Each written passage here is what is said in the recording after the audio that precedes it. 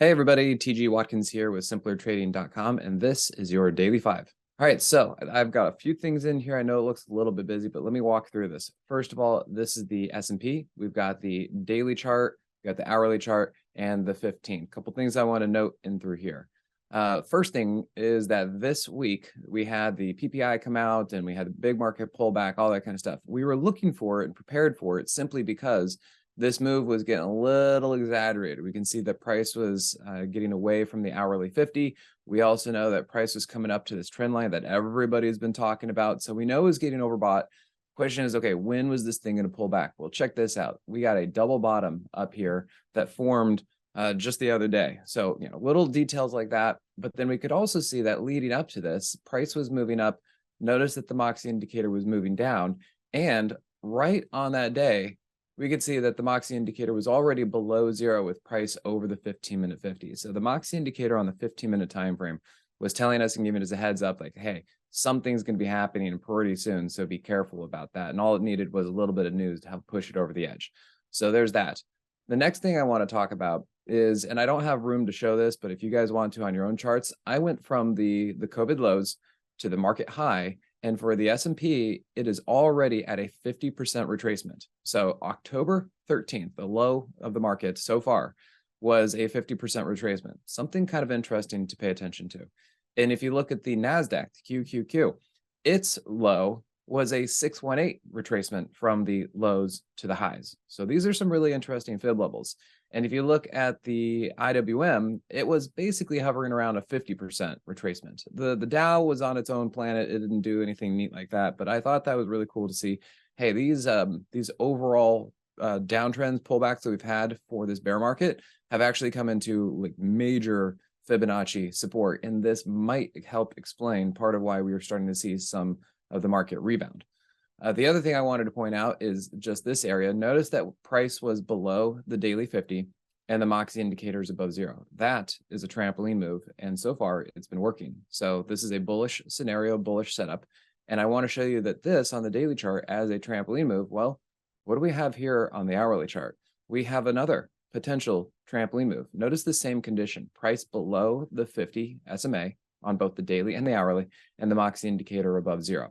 Now, it hasn't confirmed yet on the hourly chart, but if this thing continues to hold in through here and start to move up and get back up into an uptrend and the Moxie indicator stays above zero, that's a trampoline move.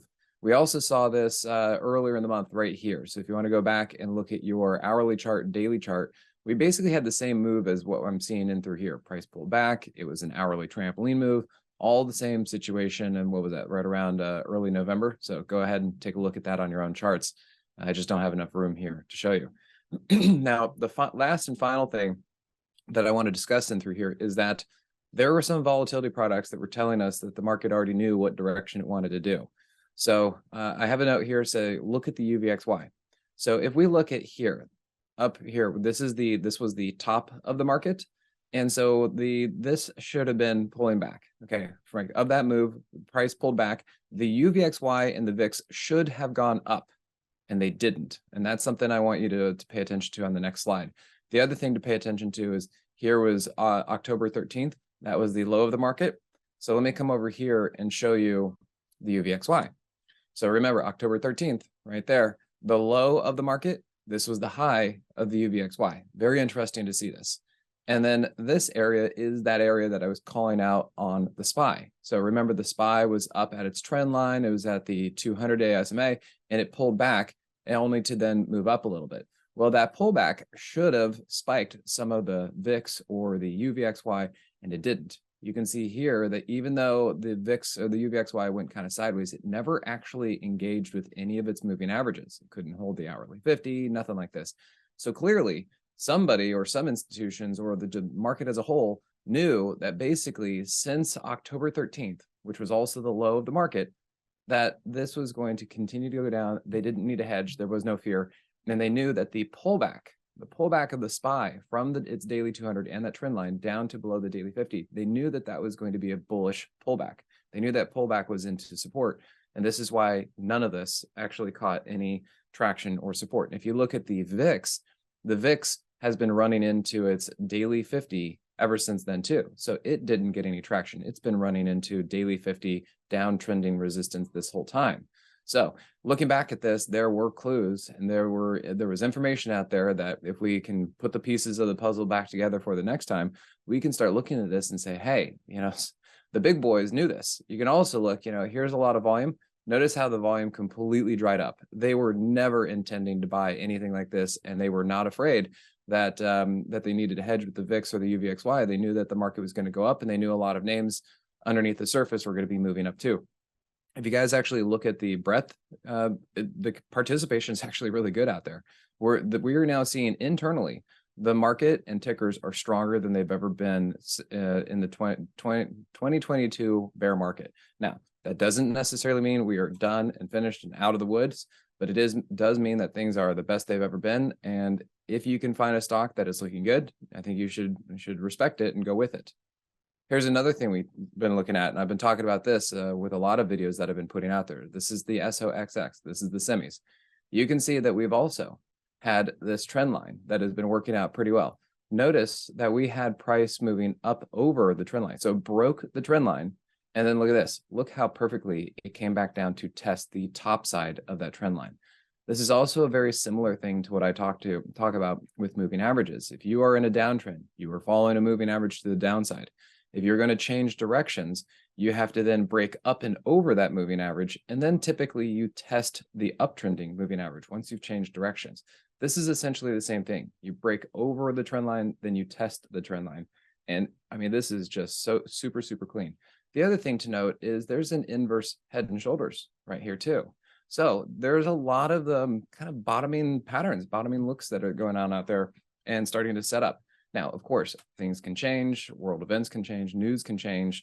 But for right now, the indexes, the things like this, there are a lot of stocks out there that are showing bottoming patterns.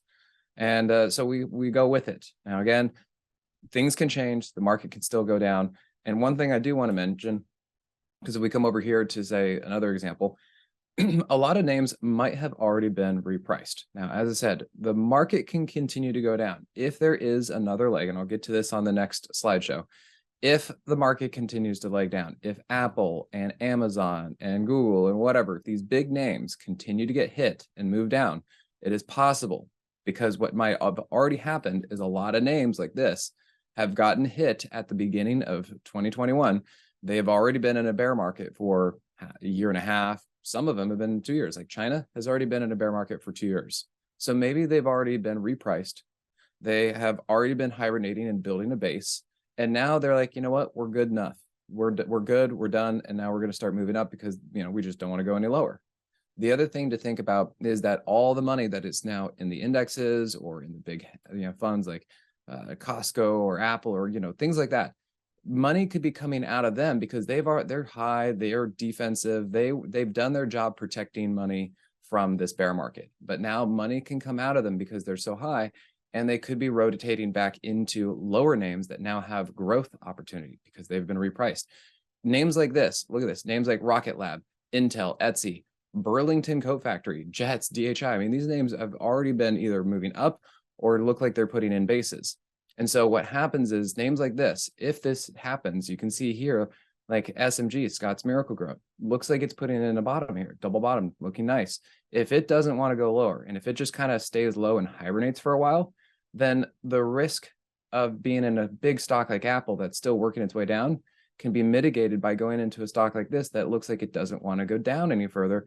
And at least you have the opportunity for it to move up, and you have big opportunity for it to move up. Even if it went from 50 to 100, that is 100% gain compared to like what kind of potential is Apple going to have? Not much potential.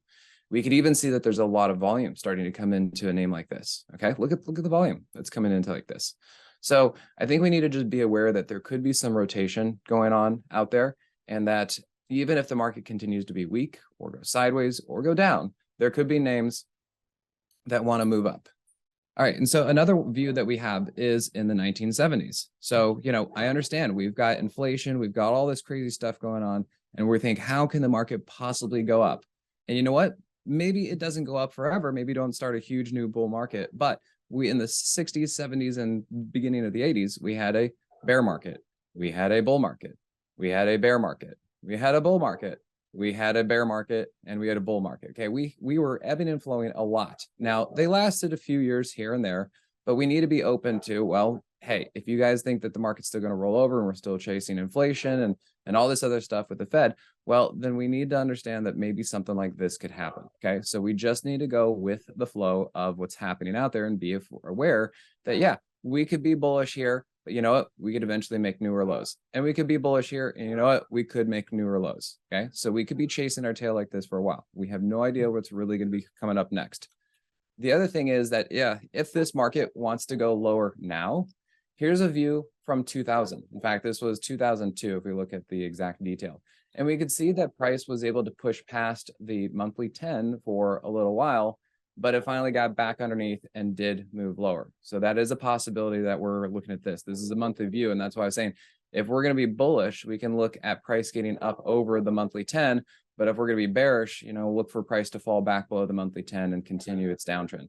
Now you can see in 2000, how did this thing start to move up? Started to move up from a double bottom on the monthly chart, and then again got back over the monthly 10. So keep these larger time frames in mind when we're trying to figure out how the market's going to be moving on us. And yeah, hope you guys enjoyed this. So again, thanks for watching. This is your Daily 5. And if you guys want to find any more information about me, here are the socials, here are the websites that you guys can check out and see a little bit more about how I trade. And if you guys like, come over here to simplertrading.com/StockCharts-TG. And that's where you guys can find way more information about me and the trading room and how I look at the market and the Moxie subscribers. All right, everyone. Thanks again. Hope you enjoy it, and I'll see you at the next one. Hey guys, Dave Keller here with StockCharts.com. Thanks so much for watching our video. If you enjoyed it, and we hope you did, hit the like button right below. Also, we have so much new content every day. Consider subscribing to the channel. Just hit the subscribe button in the video or right below. Thanks for watching. Stay safe. Have a fantastic day.